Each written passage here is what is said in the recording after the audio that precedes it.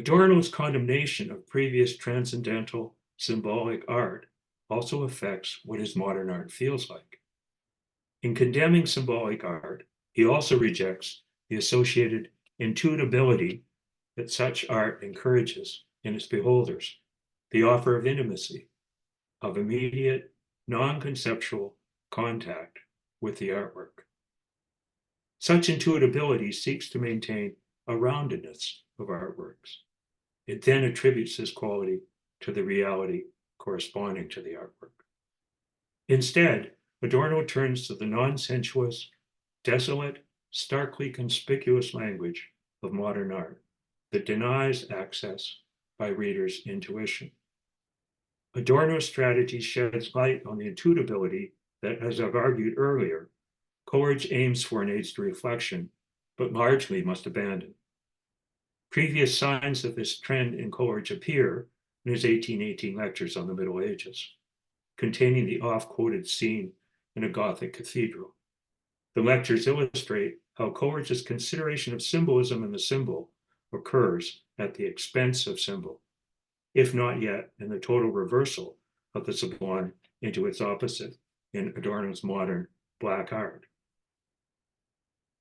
In these lectures, Coleridge evokes a wide canvas of a cathedral, of York, of Milan, or of Strasbourg.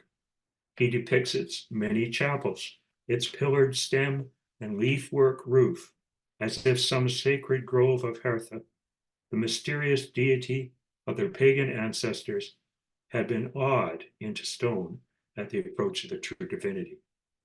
He calls the result a pagan past, thus dignified by permanence into a symbol of the everlasting gospel.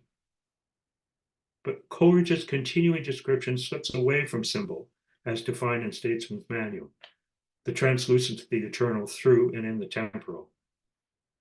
Instead of symbol, he next calls the scene an assemblage collected before your imagination. The terms assemblage and collective emphasize the heterogeneity of the scene. Here, multiple qualities of Greek and Roman culture are joined with multiple qualities of the Goths, their deep feelings, high imagination, chivalrous courtesies, and strong breathings after immortality. The force of symbol, then assemblage in the details of the cathedral scene, is centrifugal, pushing out towards a boundless or endless allness without clear parts or holes, marks of Coleridge's sublime. In fact, the sublimity of the Gothic cathedral is central to his lectures.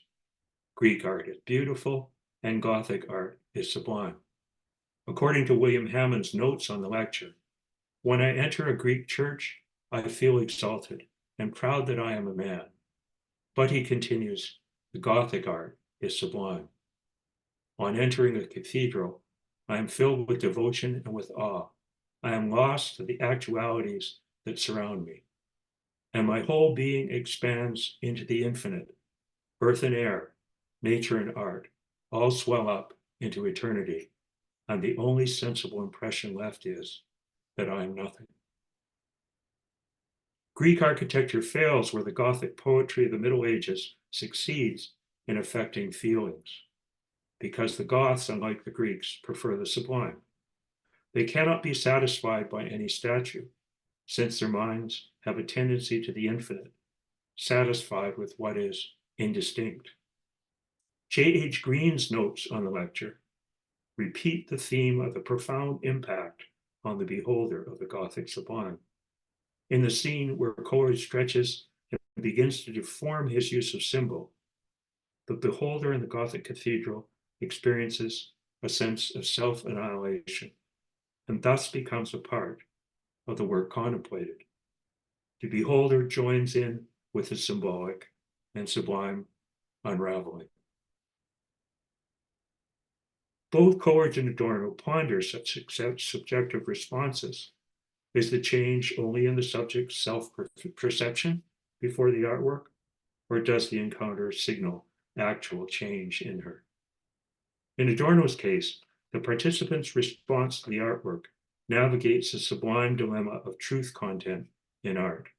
How it cannot be explained in positive terms, yet will remain mute without philosophy.